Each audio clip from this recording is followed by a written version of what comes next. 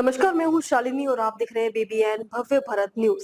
चलिए शुरू करते हैं आज की मुख्य खबरें। नेशनल इंडिया न्यूज आज आपको पंचकुला के सेक्टर 20 के GH16 में रहने वाले राजेंद्र राणा के परिवार द्वारा किए जा रहे अरुण सिंह अमेरिका के उद्यमी का शोषण। अरुण जी का कहना है कि वह अमेरिका में अपना व्यवसाय करते हैं और उनको अपने बेटे अर्थव कुमार सिंह से मिलने के लिए पूरी तरह से उनको रोका जा रहा है। पीड़ित का कहना है कि बच्चे का भविष्य अंधकार में है और अर्थव कुमार उनका बेटा मानव मंगल स्कूल में पढ़ता है। राजेंद्र राणा का परिवार मजबूर कर रहा है बच्चे को भारत में अवैध प्रवासी की तरह रहने के लिए। पीड़ित का कहना है कि उनके बच्चे का नहीं बन सकता है भारत में वीजा, क्योंकि अर्थव अमेरिका का नागरिक है। अमेरिका के कोर्ट ने अरुण सिंह को अर्थव के मां का और पिता का दोनों बनने का अधिकार दिया है। पीड़ित का कहना है कि जब वह अपने बच्चे से मिलने जाते हैं तो राजेंद्र राणा का परिवार उनके ऊपर अपने ही बेटे अर्थव कुमार की झूठी किडनैपिंग का केस दर्ज करवा देते हैं, जिसको लेकर पीड़ित ने मुख्यमंत्री सैनी जी को इंसाफ की गुहार लगाई है। मुख्यमंत्री सैनी गुहार लगाने पर सेक्रेटरिएट ने दिए थे निर्देश मामले में तुरंत कार्रवाई करने के लिए, फिर भी नहीं लिया जा सका कोई एक्शन। अरुण सिंह जी ने पंचकुला के थाना सेक्टर 10 में जब शिकायत की तो पुलिस ने मिली भगत करके मामले को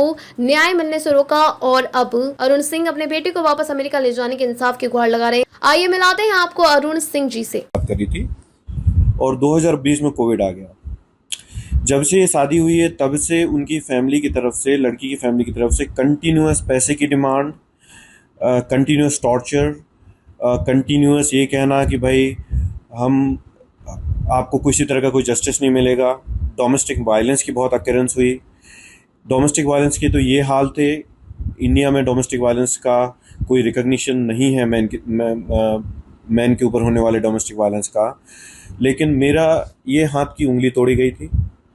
मेरे हाथ को इतना तेज़ बाइट किया गया था कि वो हाथों से खून निकला था। मेरे सर पे चोट पहुंचाई गई थी और इस तरह के कई इंसिडेंट हुए जिसमें मेरे साथ डोमेस्टिक वायलेंस हुआ। लोग डोमेस्टिक वायलेंस को, जो मैन होते हैं स्पेसिफिकली, मैन डोमेस्टिक वायलेंस को नहीं बताते। मुझे आज बताना पड़ रहा है। मुझे जब हाथ की उंगली तोड़ी गई थी तो मुझे हाथ में मेरा फ्रैक्चर हुआ था और उसके लिए मेरे को हॉस्पिटल में रखा गया था। इस तरह के कई इंसिडेंसेस हुए जिसमें मुझे ये खतरा हूँ ये कह के एक 6 महीने का इंजेक्शन ले लिया कि भाई मैं बच्चे से मिल नहीं सकता। इसी बीच उसका फ़ायदा उठा के वो इंडिया चली आई। इंडिया आते ही उसने सबसे पहले तो मेरा पर्सनल अकाउंट साफ़ किया और उसके बाद उसने 1 करोड़ रुपए की डिमांड करी। मेरे पर्सनल अकाउंट में कोई पैसे नहीं थे, लेकिन बिजनेस रन करने के लिए जो पैसे थे वो पैसे वो चाहती थी, उसका फैमिली चाहती थी कि भाई आप तो सब ख़त्म हो गए हो, आपका तो बिजनेस बचा नहीं, आपका तो सब कुछ चला गया, तो आप ये काम करो, पैसे यहाँ भेज दो और हम यहाँ कंफर्टेबल रहेंगे, आपको जो करना है कर लो। तो किसी तरह से मैंने उनकी बातों में नहीं आया। मुझे तुरंत मेरे बच्चे को ब्लॉक किया गया और मैंने अपनी लीगल जो फाइट है तब वहाँ पे शुरुआत करी। मैंने कोर्ट में प्रूफ किया कि इसने धोखा दिया है, इसने फ्रॉड। बच्चे को खोजने की कोशिश करी। उन्होंने बच्चे को पूरी तरह से छुपाया गया था कि बच्चा रहता कहाँ है, बच्चा पढ़ता कहाँ है। उस सब को पता करने के लिए जो बार बार मुझे इंडिया आना पड़ता था और एक गाड़ी रेंट करके मुझे बार बार उसको खोजने की कोशिश में अपने कई दिन, महीने, हफ्ते गुजारने पड़ते थे कि बच्चा है कहाँ। उसका पता लगाने के लिए मुझे पंचकुला के करीब 15 से 20 स्कूलों ने मेरी मदद करी। उनको मैंने कहानी बताई, उनको मैंने बताया कि बच्चा किडनैप होकर आया हुआ है, इंडिया में लीगली रह रहा है, और उन्होंने मेरी मदद करने की कोशिश करी। फिर एक स्कूल ने मुझे डायरेक्ट किया कि ये बच्चे की जो फ़ोटो उन्होंने देखी जिसमें बच्चे का स्कूल का लोगो लगा हुआ था, उन्होंने मुझे बच्चे को मानव मंगल स्कूल पंचकुला में भेजा। तो मुझे वहाँ पे मिल गया। मैंने सुप्रीम कोर्ट को अप्रोच किया, कोई ऐसा जजमेंट नहीं मिला जो मेरे फेवर में या उनके फेवर में हो। मैंने ये सेक्टर 20 पंचकुला के थाने को अप्रोच किया था। मैंने सेक्टर 10 थाने में भी अप्रोच किया था। सब जगह अप्रोच करने के बाद, इतने केसेस होने के बाद, जब मुझे हाई कोर्ट से ऐसा जजमेंट मिला कि भाई आप अपना तरीका आजमा लीजिए, और मैं सुप्रीम कोर्ट गया तो उन्होंने वो केवल 13-14 घंटे उन्होंने मेरा पीछा किया, मेरे घर के दरवाजे तक आए और वहाँ से रात के 3 बजे से दरवाज़ा पीटना शुरू कर दिया खोलने के लिए। मैं अपने बच्चे को लेके अंदर था, कोई किडनैप नहीं किया था मैंने बच्चे को। और जहाँ तक कस्टडी का सवाल, बच्चा अमेरिकन सिटीजन है, मेरे पास कस्टडी है, आप मानो ना मानो, आप मानते हो नहीं मानते हो, ये इंडिया है, ये जो भी कंट्री है, मेरा बच्चा जहाँ भी होगा मुझे अपने बच्चे को लेना है। मैंने सारे लीगल चैनल्स अप्रोच कर रखे हैं, लेकिन इमीडिएटली पंचकुला पुलिस हरियाणा, उनके पास इंस्ट्रक्शंस थी अरेस्ट तो करना ही है।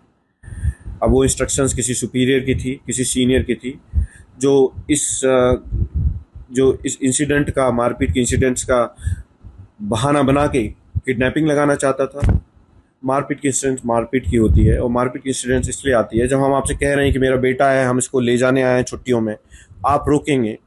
मेरी अपील है एडमिनिस्ट्रेशन से, इंडिया के जुडिशियल सिस्टम से, हरियाणा पुलिस से, चीफ मिनिस्टर साहब से, कि ये एक अमेरिका का बच्चा यहाँ पे बहुत बुरी तरह से फंसा हुआ है, वो यहाँ पे इलीगल रह रहा है, और जिनके साथ रह रहा है उनके पास उसका ना तो वीजा, ना तो पासपोर्ट, और ना ही किसी तरह का डॉक्यूमेंट बनाने का अधिकार है उस बच्चे का। अंत में मैं ये कहना चाहूँगा कि बेटी बचाओ का नारा बहुत दूर तक पहुँच चुका है। बेटियों को बचाते बचाते आज हम ये भूल गए हैं कि बेटों का क्या हाल हो रहा है। बेटों को बाप का अधिकार नहीं दिया जा रहा है, बेटों को झूठा फंसाया जा रहा है, बेटों को शादी के बाद ड्रम में भरा जा रहा है, बेटों के लिए कोई योजना नहीं लाई जा रही है। बेटियों को पढ़ाना बहुत अच्छा मोटो है, बहुत अच्छा काम है, बेटियों को पढ़ाइए। बेटों को क्यों छोड़ना है? कोई स्कीम बेटियों के लिए लाना, उनकी सुरक्षा के लिए लाना अच्छा है, लेकिन जब उसका दुरुपयोग होने लगे तो हमें इस डायरेक्शन में ध्यान देना चाहिए कि जो तो अभी तक के लिए इतना ही। मैं शालिनी आपसे विदा लेती हूँ। अगली खबर में फिर मुलाकात होगी एक और खास खबर के साथ। तब तक के लिए बने रहिए BBN भव्य भारत न्यूज के साथ। नमस्कार।